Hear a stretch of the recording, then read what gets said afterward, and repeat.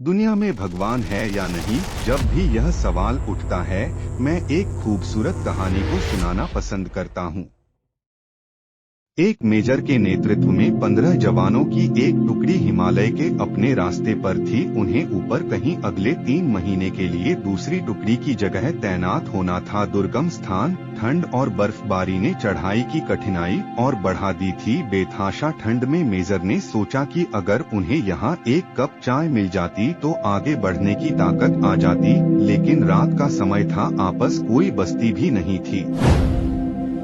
लगभग 1 घंटे की चढ़ाई के पश्चात उन्हें एक जर्जर चाय की दुकान दिखाई दी, लेकिन अफसोस, उस पर ताला लगा था।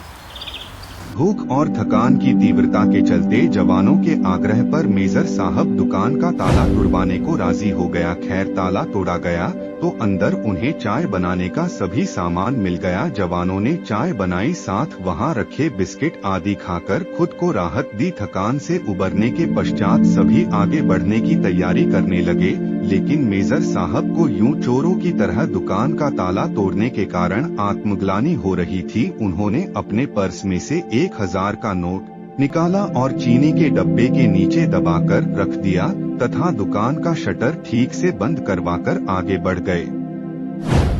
शायद भगवान ने ही हमारी मदद को यह सब रच है, सोचकर मेजर की आत्मग्लानि कुछ हद तक कम हो गई और टुकड़ी अपने गंतव्य की ओर बढ़ चली। वहां पहले से तैनात टुकड़ी उनका इंतजार कर रही थी। इस टुकड़ी ने उनसे अगले 3 महीने के लिए चार्ज लिया। अपनी ड्यूटी पर तैनात हो गए।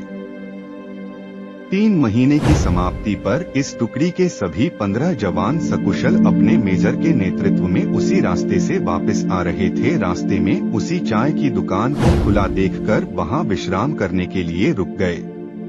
उस दुकान का मालिक एक बूढ़ा चाय वाला था, जो एक साथ इतने ग्राहक देखकर खुश हो गया और उनके लिए चाय बनाने लगा। चाय की चुस्कियों और बिस्कुटों के बीच वो बूढ़े चाय वाले से उसके जीवन के अनुभव पूछने लगे, खासतौर पर इतने बीहड़ में दुकान चलाने के बारे में।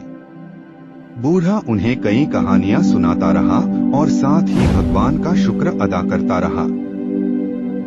तभी एक जवान बोला, बाबा, आप भगवान को इतना मानते हो, अगर भगवान सच में होता तो फिर उसने तुम्हें इतने बुरे हाल में क्यों रखा हुआ है? बाबा बोला, नहीं साहब, ऐसा नहीं कहते, भगवान तो है और सच में है, मैंने देखा है। आखिरी वाक्य सुनकर सभी जवान कौतूहल से बूढ़े की ओर देखने लगे। बूढ़ा बोला, साहब, मैं बहुत मुसीबत में था। एक दिन मेरे इकलौते बेटे को आतंकवादियों ने पकड़ लिया। उन्होंने उसे बहुत मारा पिटा, लेकिन उसके पास कोई जानकारी नहीं थी, इसलिए उन्होंने उसे मार पीट कर छोड़ दिया। मैं दुकान बंद करके उसे हॉस्पिटल ले गया। मैं बहुत तंगी में था साहब, और आतंकवादियों के डर से किसी ने उधार भी नहीं दिया। मेरे पास दवाइयों के पैसे भी नहीं थे और मुझे कोई उम्मीद नजर नहीं आती थी। उस रात साहब मैं बहुत रोया और मैंने भगवान से प्रार्थना की और मदद मांगी, और साहब उस रात भगवान मेरी दुकान में खुद आए। मैं सुबह अपनी दुकान पर पहुंचा, ताला टूटा देखकर मुझे लगा कि मेरे पास जो कुछ भी थोड़ा बहुत था वो भी सब लुट गया।